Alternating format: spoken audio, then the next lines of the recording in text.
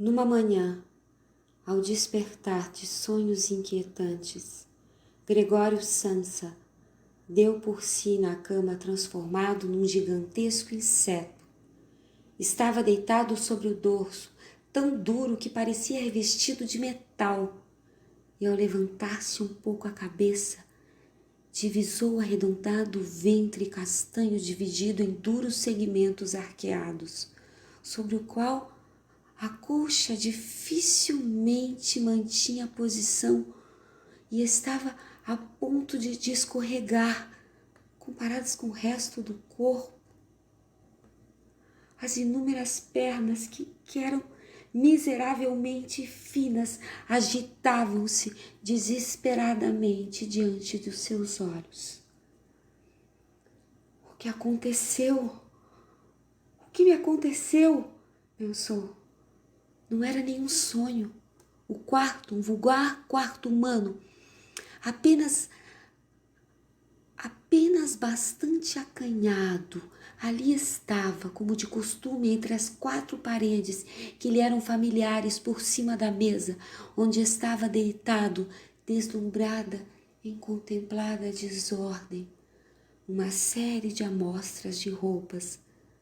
Samsa era caixeiro viajante. Estava pendurada a fotografia que recentemente recortara de uma revista ilustrada e colocara numa bonita moldura dourada. Mostrava uma senhora de chapéu e estola de peles, rigidamente sentada, a estender ao espectador um enorme regalo de peles, onde o antebraço sumia. Gregório desviou então a vista para a janela e deu com o céu nublado. Ouviu-se os pingos de chuva a baterem na calha da janela, e isso o fez sentir-se bastante melancólico. Não seria melhor dormir um pouco e esquecer todo esse delírio? Cogitou. Mas era impossível.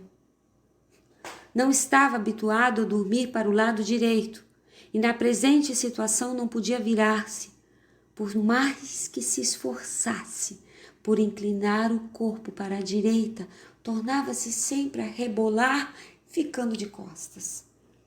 Tentou pelo menos 100 vezes, fechando os olhos para evitar ver as pernas a debaterem-se, e só desistiu quando começou a sentir no flanco uma ligeira dor entorpecida que nunca antes experimentara. Oh, meu Deus, pensou. Que trabalho tão cansativo escolhi. Viajar dia sim, dia não, é um trabalho muito mais irritante do que o trabalho do escritório propriamente dito.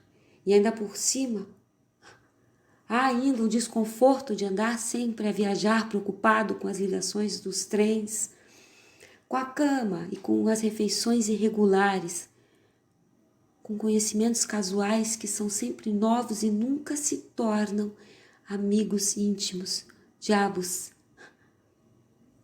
levem tudo isto. Senti uma leve comichão na barriga. Arrastou-se lentamente sobre as costas, mas para cima da cama, de modo a conseguir mexer mais facilmente a cabeça. Identificou o local da comichão, que estava rodeado de uma série de pequenas manchas brancas, cuja natureza não compreendeu no momento. E fez menção de tocar lá com uma perna, mas imediatamente a retirou, pois ao seu contato sentiu-se percorrido por um arrepio gelado. Voltou a deixar-se escorregar para a posição inicial. Isto de levantar cedo, pensou, deixa a pessoa estúpida. Um homem necessita de sono. Há outros comerciantes que vivem como mulheres de harém.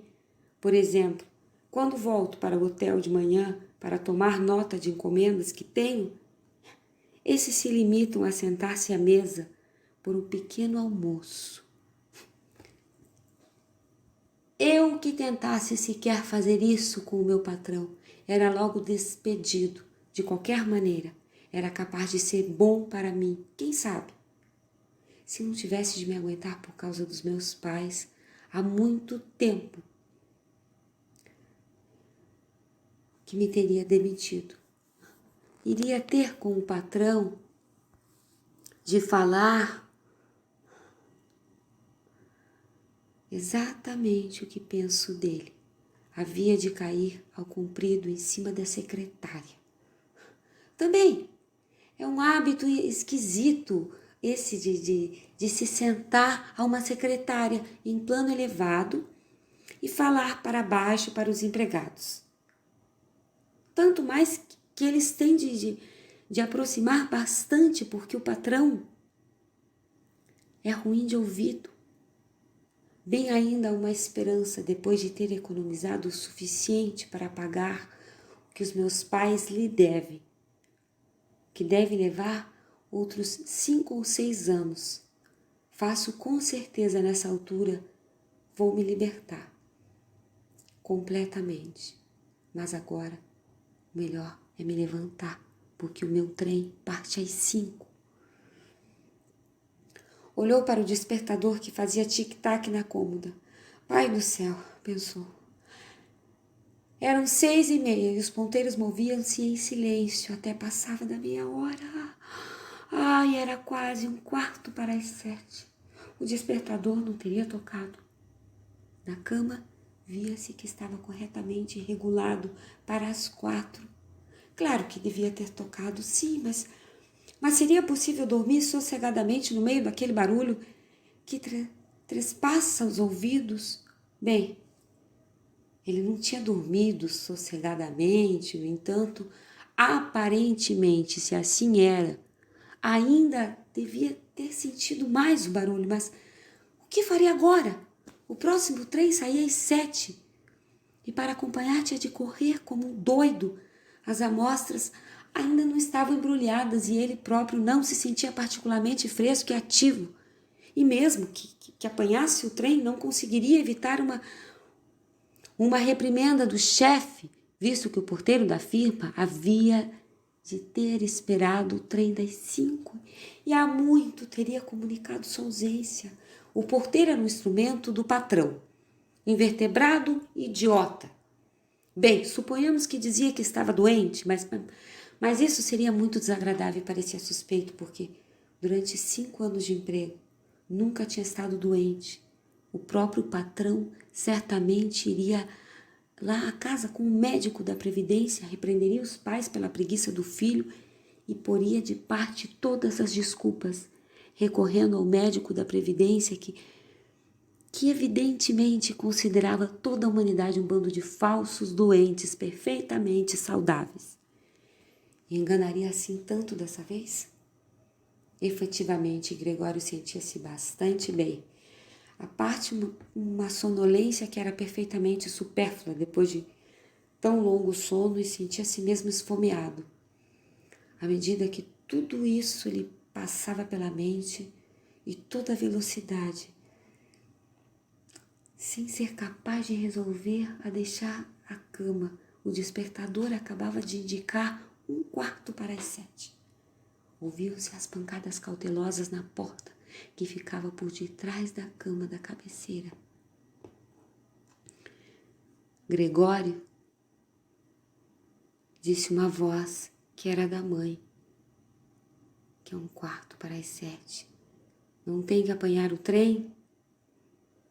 Aquela voz suave.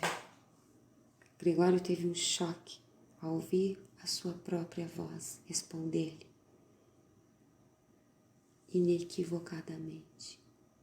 A sua voz, é certo, mas com um horrível e persistente guincho, tiureante, como um fundo sonoro, que apenas conservava a forma distinta das palavras no primeiro momento, após que subia de tom, ecoando em torno delas, até destruir-lhe o sentido, a tal modo que não podia ter certeza de tê-las ouvido corretamente. Gregório queria dar uma resposta longa, explicando tudo, mas em tais circunstâncias limitou-se a dizer: sim, obrigado, mãe, já vou levantar.